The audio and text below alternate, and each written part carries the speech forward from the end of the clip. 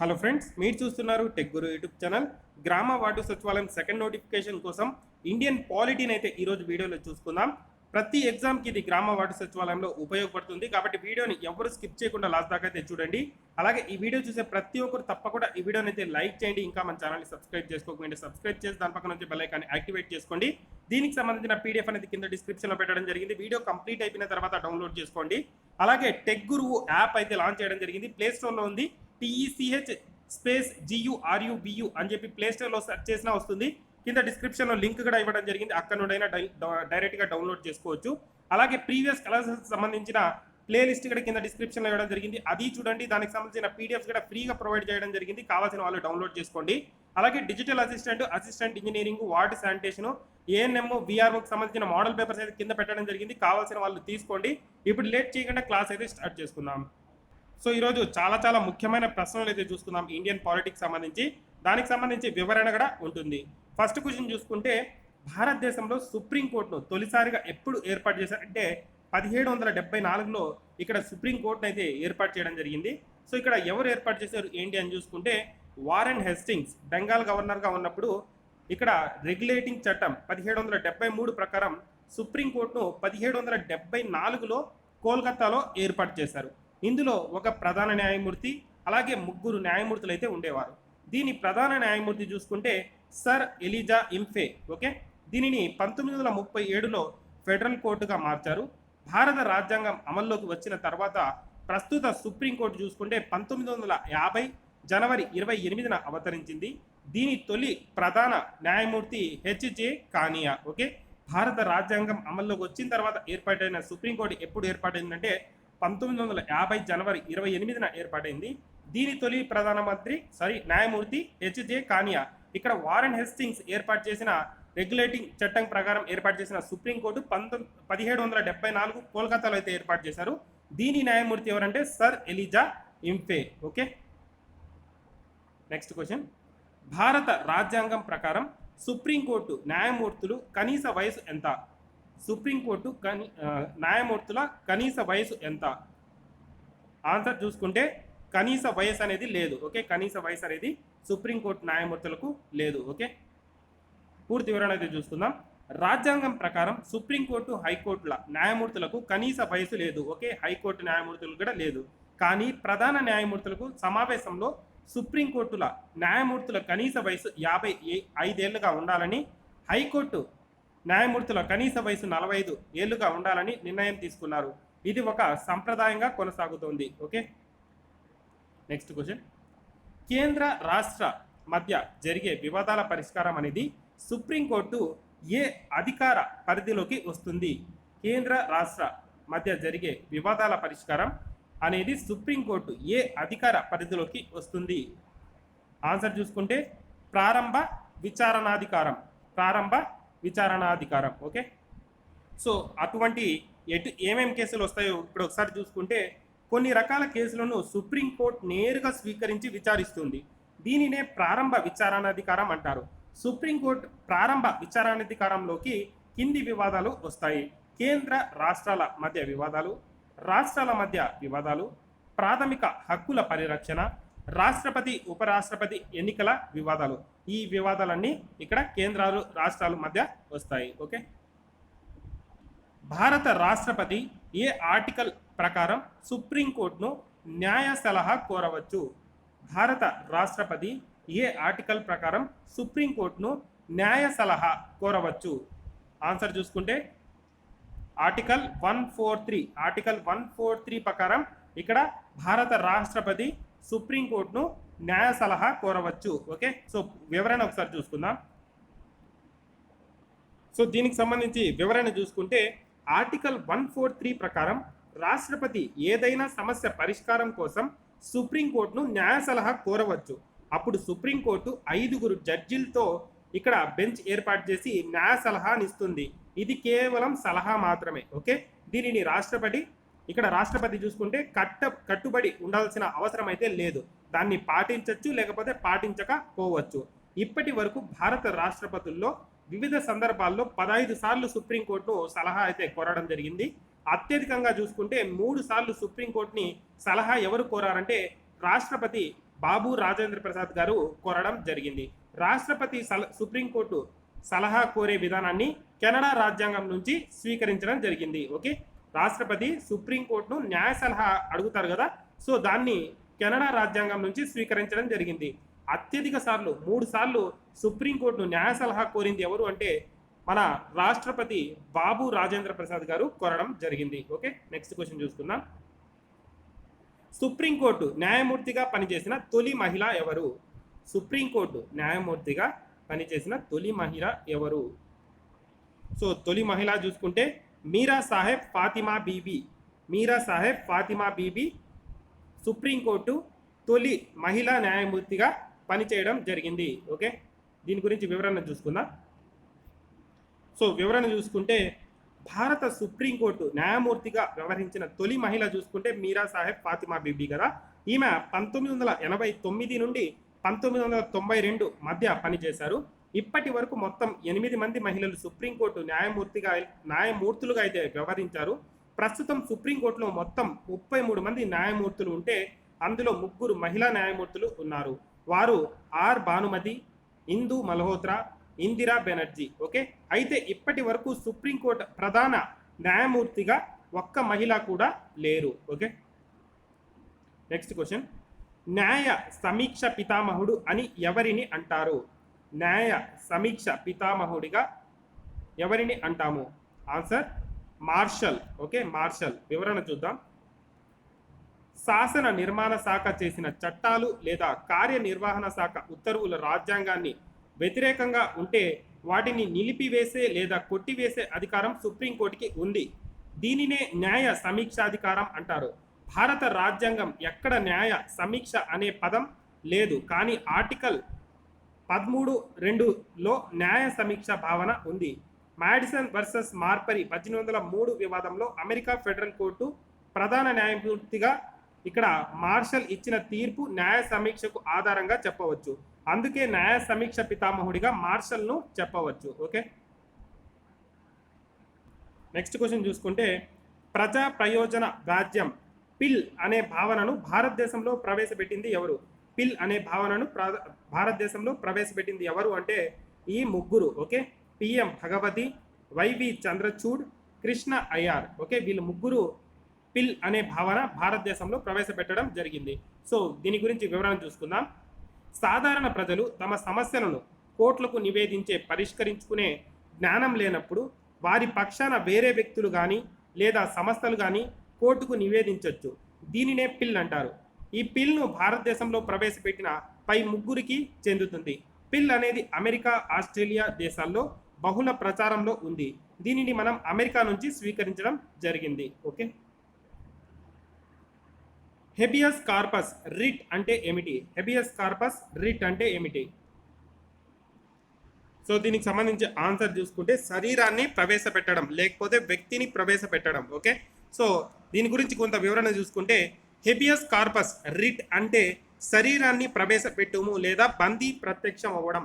Okay, ఒక వ్యక్తిని police arrest చేస్తే 24 గంటల లోపు దగ్గరలోని మెజిస్ట్రేట్ వద్ద హాజరుపరచాలి, లేకపోతే హాజరుపరచాలని తెలిపే రిట్ని హెబియస్ కార్పస్ అంటారు.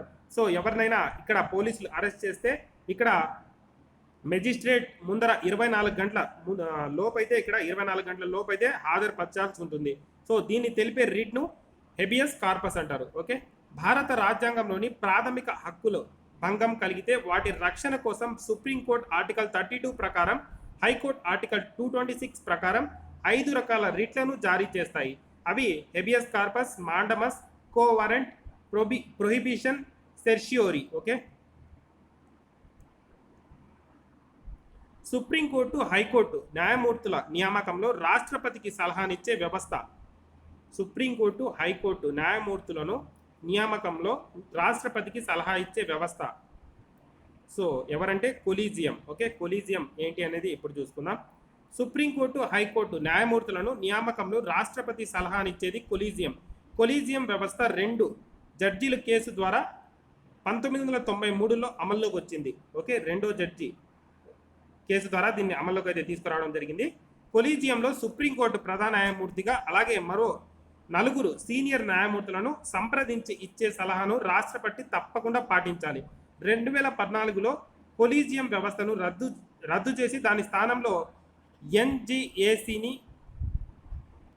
ఎన్జేఏసీని ఏర్పాటు చేశారు. కానీ 2015లో సుప్రీంకోర్టు ఎన్జేఏసీని ఇక్కడ చూసుకుంటే రద్దు చేసింది. తద్వారా కొలీజియం వ్యవస్థ ఇక్కడ మళ్ళీ కొలీజియం వ్యవస్థనే ఫాలో అవుతున్నారు. ఓకే, భారతదేశంలో మూడు హైకోర్టులు తొలిసారిగా ఎప్పుడు ఏర్పడ్డాయి? భారతదేశంలో 3 హైకోర్టులు తొలిసారిగా ఎప్పుడు ఏర్పడ్డాయంటే 1862లో. మూడో ఆప్షన్ 1862లో ఏర్పడడం జరిగింది. సో దీనికి సంబంధించి వివరణ చూసుకుంటే మొదటి కౌన్సిల్ చట్టం 1861 ప్రకారం భారత్ హైకోర్టు చట్టాన్ని 1861లో చేశారు. దీని ప్రకారం 1862లో కోల్కతా, అలాగే బొంబాయి, మద్రాస్ 3 హైకోర్టులు ఏర్పడడం జరిగింది. 1866లో 4వ హైకోర్టు అలహాబాద్ హైకోర్టు అయితే ఏర్పడడం జరిగింది. 2019లో అమరావతి ఆంధ్రప్రదేశ్ హైకోర్టును అయితే ఏర్పాటు చేయడం జరిగింది. సో ప్రస్తుతం హైకోర్టుల సంఖ్య చూసుకుంటే మొత్తం ఇండియాలో 25 హైకోర్టులు ఉన్నాయి. చాలా చాలా ఇంపార్టెంట్, గుర్తుపెట్టుకోండి. మొత్తం ఇండియాలో ఎన్ని హైకోర్టులు ఉన్నాయి సంఖ్య అని చూసుకుంటే 25. 25వ హైకోర్టు ఏది అంటే ఆంధ్రప్రదేశ్ సంబంధించిన అమరావతి హైకోర్టు. ఓకే, చాలా ఇంపార్టెంట్, అన్ని ఎగ్జామ్స్కి వచ్చే అవకాశం అయితే ఉంది. చాలా చాలా ఇంపార్టెంట్. 25వ హైకోర్టుగా ఏది ఏర్పడిందంటే ఆంధ్రప్రదేశ్ సంబంధించి Amaravati high court. Okay, supreme court, high court న్యాయమూర్తులకు సంబంధించి కింది వాణిలో వేరుగా ఉన్న అంశం ఏది?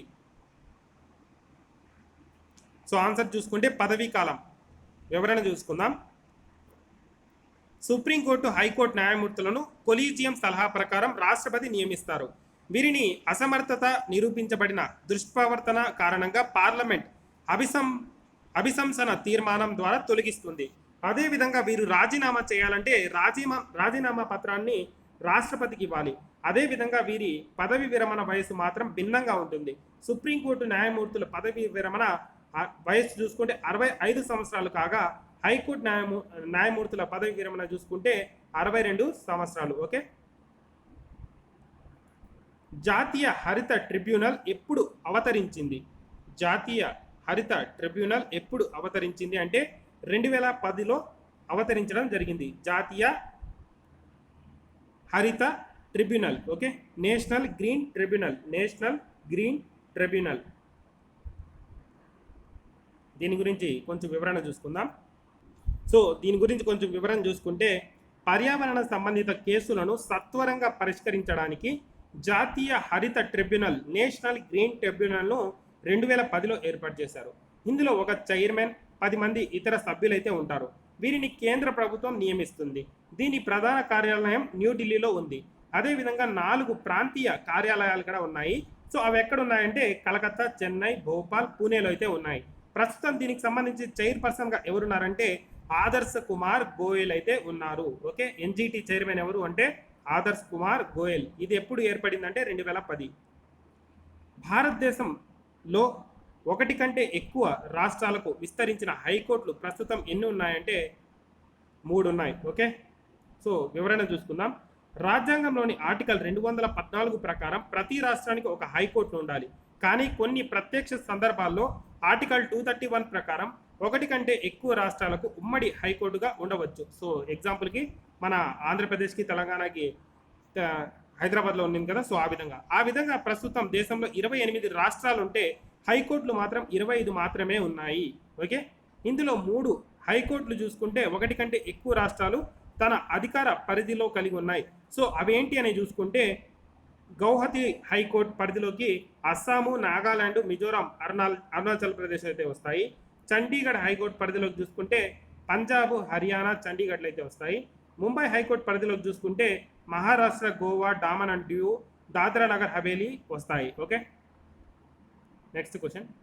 హైకోర్టు న్యాయమూర్తుల పదవి విరమణ వయసు ఎంత? ఆల్రెడీ చెప్పేశాను, 62. ఓకే, ఇక్కడ హైకోర్టు న్యాయమూర్తుల పదవి విరమణ 62. అదే సుప్రీంకోర్టు న్యాయమూర్తులది 65. దానికి సంబంధించి వివరణ కూడా అప్పుడేగా ఇవ్వడం జరిగింది. ఓకే, పరిపాలనా ట్రిబ్యునల్ను రాజ్యాంగంలో ఏ భాగంలో పొందుపరిచారు?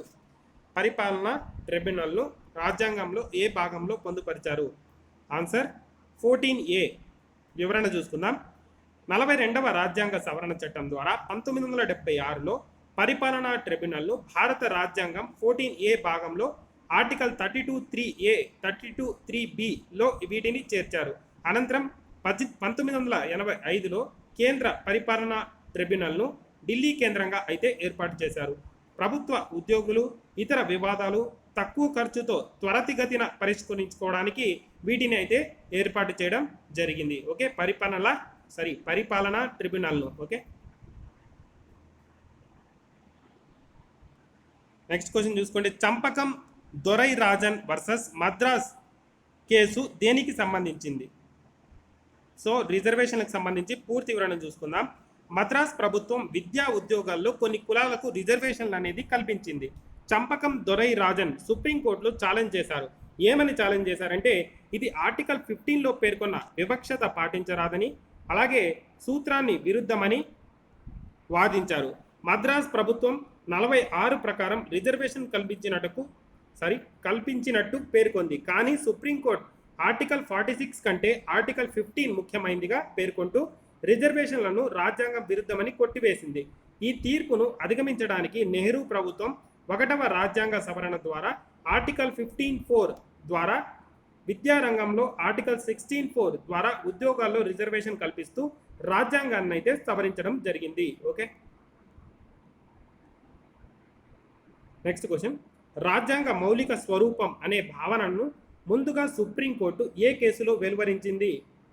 రాజ్యాంగం మౌలిక స్వరూపం ఆన్సర్ చూసుకుంటే Kesavananda Bharati case. So Kesavananda Bharati case గురించి వివరణ చూసుకుందాం. 1973లో ఏప్రిల్ 24న సుప్రీంకోర్టు ఈ కేసులో తీర్పునిస్తూ రాజ్యాంగాన్ని సవరించే అధికారం పార్లమెంటుకు ఉంది, కానీ రాజ్యాంగం మౌలిక స్వరూపాన్ని మార్చే అధికారం పార్లమెంటుకు లేదని తీర్పు చెప్పింది. న్యాయ సమీక్ష అనేది రాజ్యాంగ మౌలిక లక్షణాలలో ఒకటి అని గుర్తు చేసింది. Okay, next question. కారుణ్య మరణం, మెర్సీ కిల్లింగ్, ఓకే ఇంగ్లీష్లో మెర్సీ కిల్లింగ్ అంటారు, పై 2018 మార్చి 9న సుప్రీంకోర్టులో తీర్పు చెప్పడానికి పిటిషన్ వేసిన సంస్థ ఏది? సో ఆన్సర్ చూసుకుంటే కామన్ కాజ్కి సంబంధించిన వివరణ కొంచెం చూసుకుందాం. సో దీనికి సంబంధించి వివరణ చూసుకుంటే దీర్ఘకాలిక వ్యాధితో బాధపడుతున్న వ్యక్తి లేదా బతకడానికి అవకాశం లేని వ్యక్తిని అతని అనుమతితో ఇంజెక్షన్ ద్వారా కానీ మరో విధంగా కానీ చంపడాన్ని కారుణ్య మరణం అంటారు.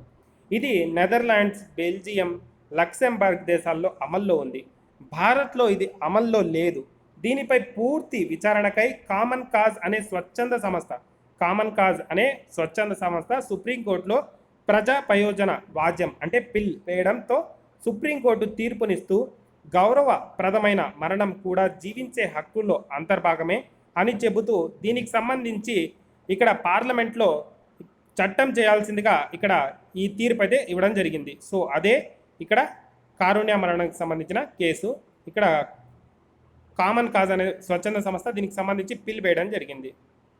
భారత్ పార్లమెంటు తొలిసారిగా ఎప్పుడు సమావేశం అయింది అంటే 1952 మే 13న సమావేశం అవ్వడం జరిగింది.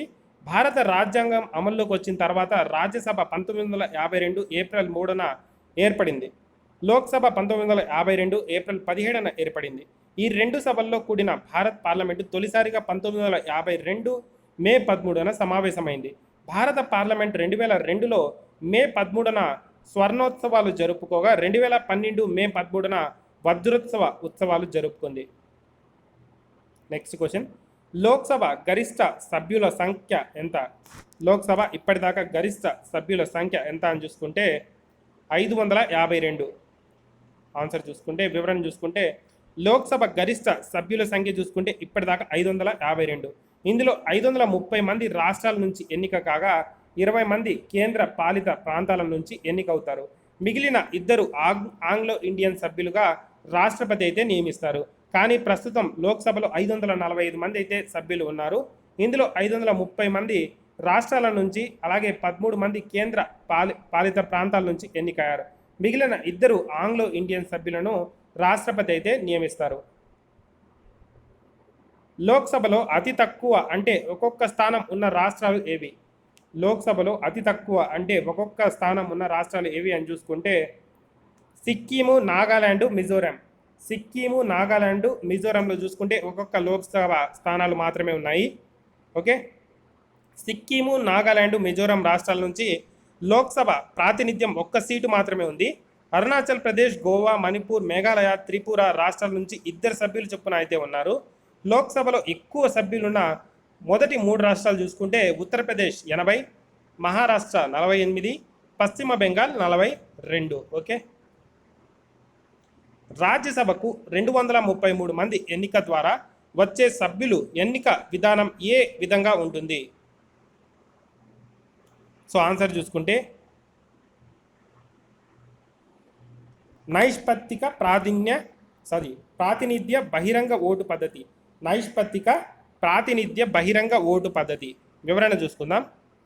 రాజ్యసభలో మొత్తం 245 మంది సభ్యులు ఉండగా 33 మంది సభ్యులు రాష్ట్రాల అసెంబ్లీ సభ్యులుగా ఎన్నుకోగా మిగిలిన 12 మందిని అయితే వివిధ రంగాల్లో ప్రముఖులకైతే రాష్ట్రపతి నియమిస్తారు.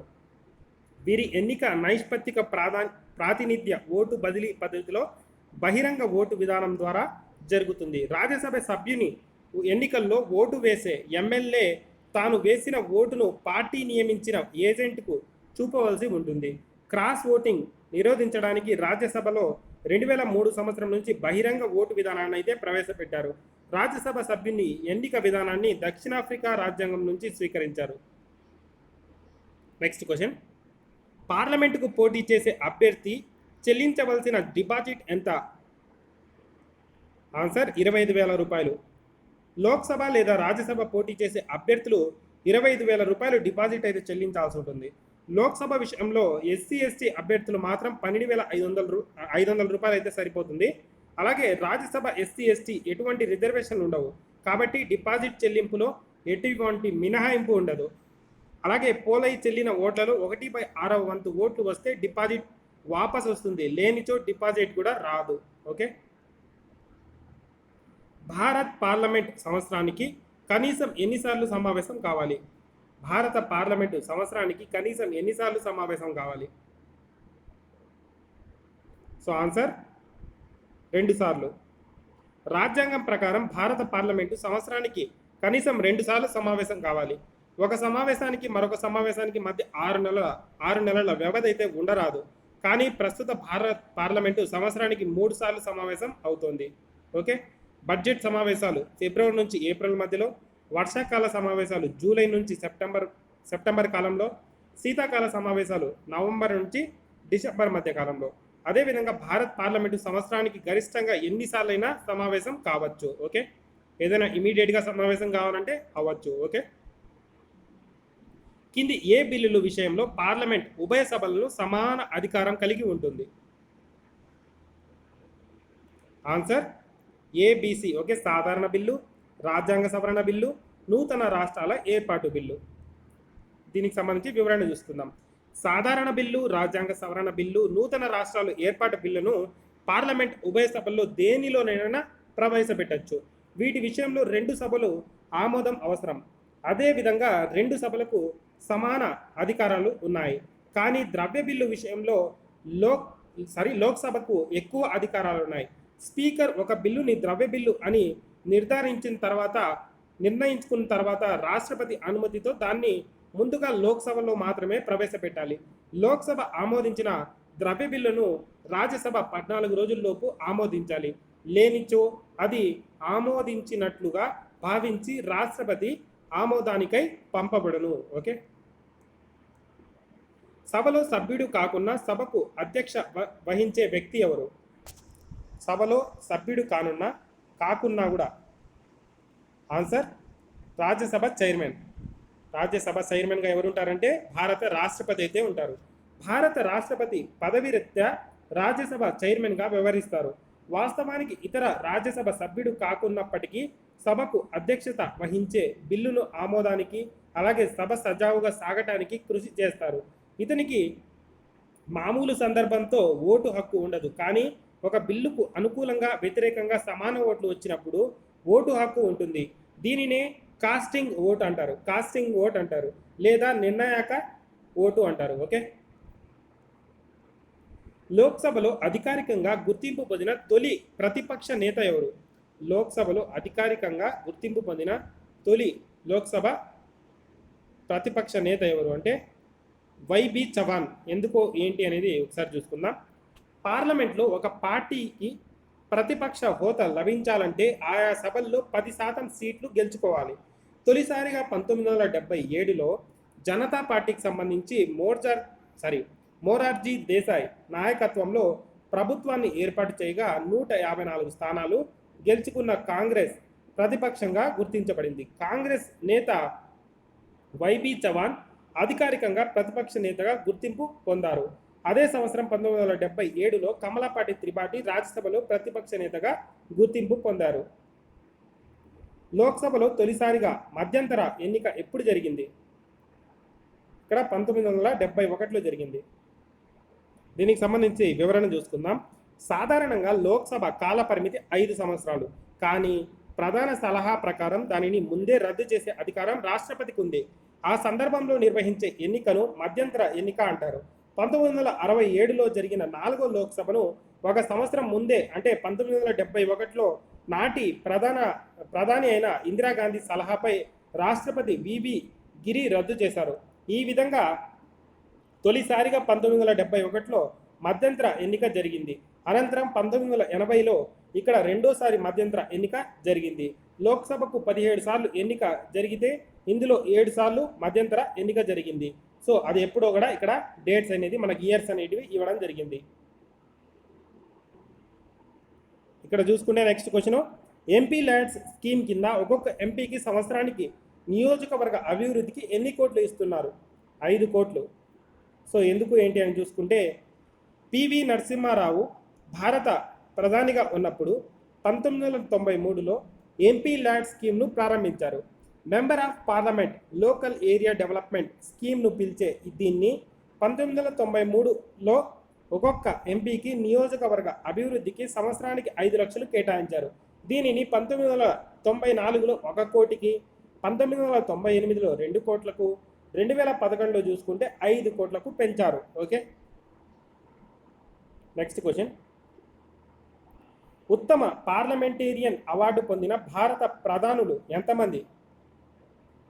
సో ఎంతమంది అంటే 3. సో వారెవరు ఏంటి అని చూసుకుందాం. పివి నరసింహారావు గారు ప్రధానిగా ఉన్నప్పుడు పార్లమెంట్ విలువలను పెంపొందించిన వ్యక్తులను మాజీ హోంశాఖ మంత్రి పండిత్ గోవింద్ వల్లభ్ పంత్ పేరు మీద ఉత్తమ పార్లమెంటేరియన్ అవార్డు 1993 నుంచి ఇస్తున్నారు. ఈ అవార్డు 1993లో ఇంద్రజిత్ గుప్తా పొందగా చివరగా 2017 సంవత్సరానికి భర్తృహరి గారు అలాగే భర్తృహరి మహాతాబ్కు లభించింది. ఓకే, మహాతాబ్కు లభించింది. ఈ అవార్డును 3 ప్రధాన మంత్రులు పొందారు. వారు అటల్ బిహారీ వాజ్పేయి గారు, చంద్రశేఖర్ గారు, మన్మోహన్ సింగ్ గారు. ఇది ఫ్రెండ్స్ ఇంపార్టెంట్ ఈ రోజుకి సంబంధించిన పాలిటీ బిట్స్ అయితే. సో ఇంకో వీడియోలో కలుసుకుందాం. ఈ వీడియో నచ్చినట్టయితే లైక్ చేసి షేర్ చేయండి. ఇంకా మన ఛానల్ని సబ్స్క్రైబ్ చేసుకోకపోతే సబ్స్క్రైబ్ చేసుకోండి. దీనికి సంబంధించిన పీడిఎఫ్ అనేది కింద డిస్క్రిప్షన్లో ఇచ్చాను, డౌన్లోడ్ చేసుకోండి. అలాగే యాప్ కూడా కింద డిస్క్రిప్షన్లో ఇచ్చాను, డౌన్లోడ్ చేసుకుని టుమారో టెస్ట్ రాయండి. టుమారో అప్డేట్ చేస్తాను ఈ టెస్ట్ అయితే. Okay, thank you for watching.